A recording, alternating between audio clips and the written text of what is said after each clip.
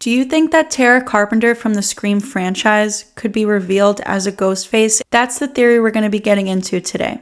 I'm Pamela, welcome back to my channel.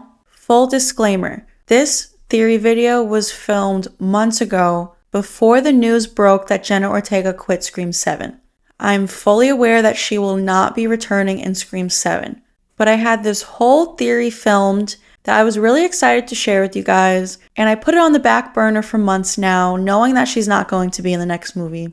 But I still really like a lot of this theory, so I was wondering if I should post it or not. I thought it's a shame that I can't share it with you guys, but I did take a poll and ask you guys if you still wanted to see it or if there was no point in posting it at all. And a lot of you guys said that you still wanted to see it anyway. So that's why I'm posting it today. Like I said, I know she's not returning in Scream 7, but the character of Tara still exists, and who knows, maybe down the road, she'll come back in Scream 8. So this theory is just for fun. I just wanted to put it out there for you guys. We can still have fun discussions and discuss some theories.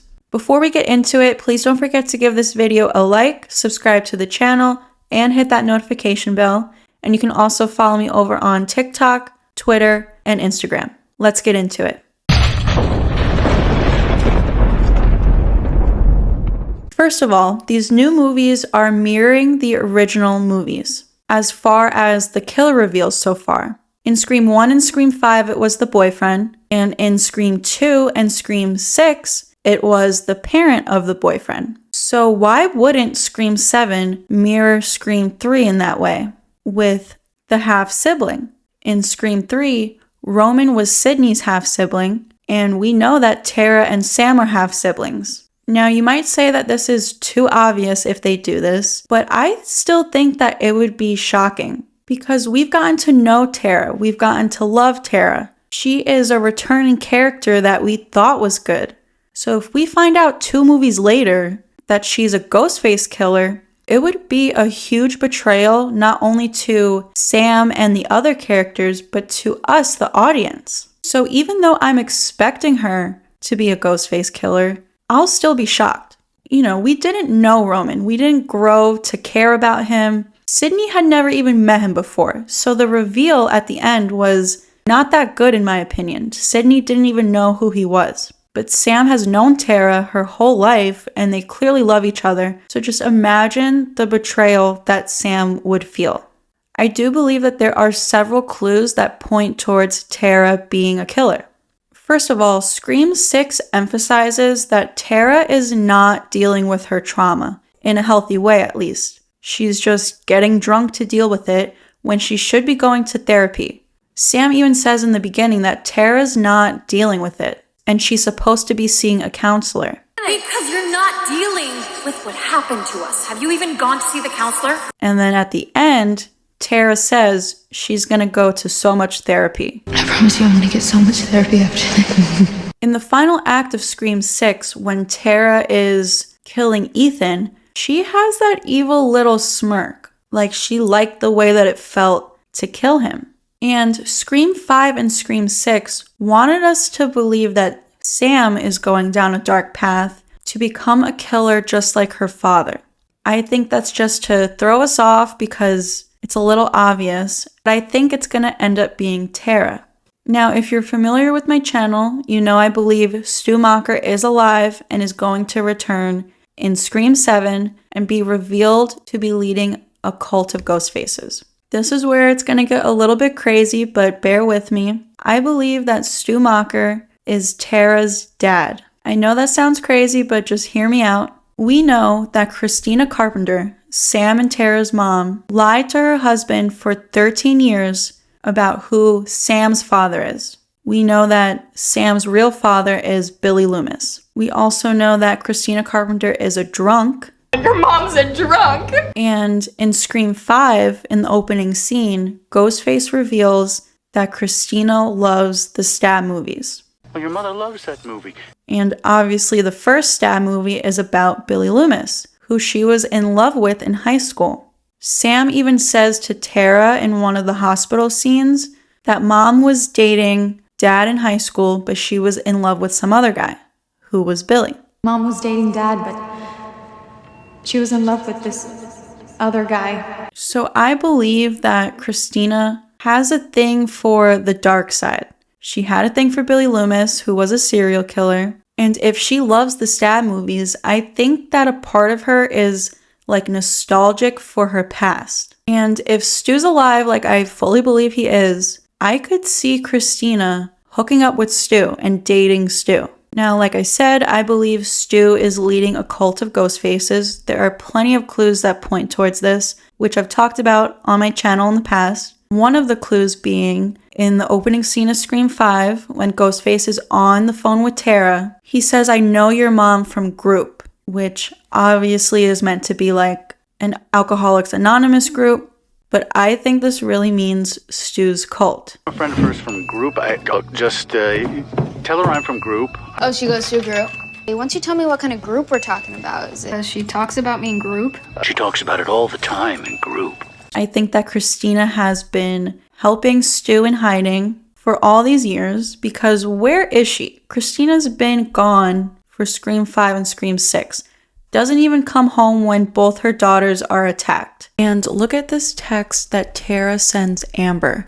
It says, "I think this is my mom's new boyfriend." So is that another clue that this Ghostface on the phone is Christina's boyfriend, aka Stu Macher? If Christina lied to her husband once before about who Sam's real father is, I think it's entirely possible that she could have hooked up with Stu, had Tara, and lied to her husband once again. I think there are a couple of clues that point towards Stu being Tara's dad. In the final act of Scream 6, when Tara stabs Ethan in the throat and she removes the knife, she's doing Stu Macher's signature move. 2 hands above the head. We have seen it in several different scenes from the first movie where it's undoubtedly Stu. That's his signature move, 2 hands above the head. Not only does Tara do Stu's move, but when she does it, she says the word virgin, which Stu says in the final act of the first movie. I'm telling a fucking virgin. Now you're no longer a virgin. And in one of the shots when we see Tara doing Stu's move, we can see Stu's red robe right next to her. I think this is a subtle little clue done by the writers. And then, after Sam kills Bailey and her and Tara walk out from behind the curtain on the shrine stage, look at where Tara and Sam are standing, and then look at the mannequins that have Stu's robe and Billy's white shirt. I think this is very symbolic. We have the 2 daughters of famous serial killers. Randy does say when he's giving his trilogy rules that it always goes back to the beginning. The past will come back to bite you in the ass. Whatever you think you know about the past, forget it. The past is not at rest. Any sins you think were committed in the past are about to break out and destroy you. So anything you think you know about the past, forget it. Which could mean Tara's dad isn't really her dad, it's Stu. And any sins you think were committed in the past, Christina cheating on her husband. I have a couple more clues that point towards Tara being a killer. Tara wears a shirt in Scream 6 that is very similar to Jill's shirt from Scream 4. And we know from past Scream movies, characters dress in similar outfits when they mirror each other. Outfits have meaning. We have the blue plaid theory. Several different killers in the past wear blue flannels. And then we also have Neil Prescott and Trevor from Scream 4. They're both dressed in the same outfits and they have a similar outcome. Obviously, Neil survives and Trevor dies, but they were both tied up in the closet. And both of them were going to be framed for the murders. So now, do you think that Tara wearing a shirt similar to Jill has some meaning to it? We thought Jill was good and she ended up being a killer. And we think that Tara is good. Will she also end up being a killer? And Tara is wearing this shirt when she meets Kirby, who of course was best friends with Jill. I don't know, I just think there's some significance there with the similar shirts. Another little clue for Tara being a killer, which also has to do with Jill, in a way. So in the beginning of Scream 4, Kirby is picking up Jill for school. Kirby says to Jill, "Promise not to kill me," which of course is a subtle little clue to Jill being the killer. Before you get in the car, you have to promise not to kill me. Why? What did you do? In Scream 6, Chad says to Tara, "Please don't kill your sister." Please don't kill your sister, okay? She loves you very much. Good night.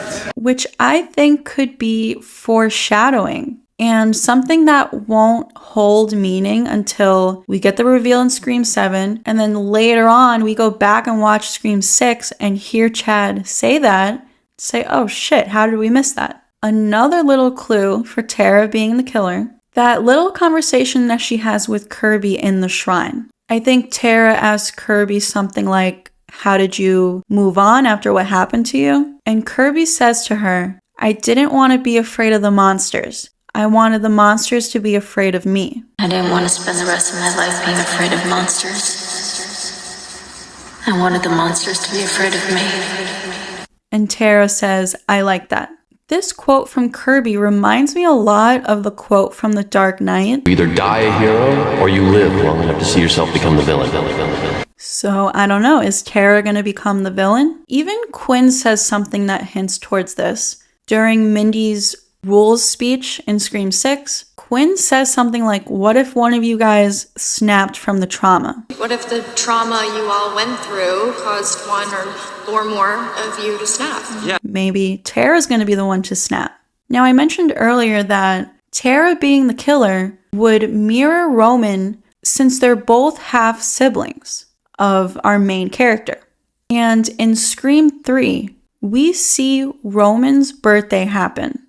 The little party at the end at Milton's house was supposed to be a birthday party for him. Why don't you head to the house, tell everybody not to cut the cake without me. Oh God, I forgot your birthday. Yeah. Happy birthday, Roman. We can even see a banner hanging up that says "Happy Birthday, Roman." And Scream 7 is rumored to be taking place over the Christmas season. And Tara's birthday is December 14th. So if Scream 7 takes place in December, we could possibly see Tara's birthday. That would be another way to mirror Roman from Scream 3. Something else I want to talk about that was pointed out by Nerdbox, in the original script for Scream 5, Tara and Amber were going to be in a relationship. Obviously, that didn't happen, but that was in the original script. And it says in the script that Tara gave Amber a necklace that was her dad's. And which guy from the Scream movies wears a necklace? Stu Macher. Obviously, that original script from Scream 5 never happened, but I don't know, just something to think about, and possibly another clue that Stu Macher could be Tara's dad. In Scream 5, during Mindy's rules speech, Sam says, "Ghostface is attacking people related to original killers." First 3 attacks are all on people related to the original killers. Obviously, Tara was attacked in the opening scene, but she's not related to Billy Loomis, so who is she related to? Was that another clue that she's related to Stu? That's it for today. That's my Tara Carpenter theory. What do you guys think? Do you think that Tara could possibly be revealed as a Ghostface in Scream 7? Let me know your thoughts down in the comments. Please also don't forget to give this video a like, subscribe to the channel, and hit that notification bell so you don't miss out on my future Scream theories. You can also follow me over on TikTok, Twitter, and Instagram, and I will see you guys in the next video.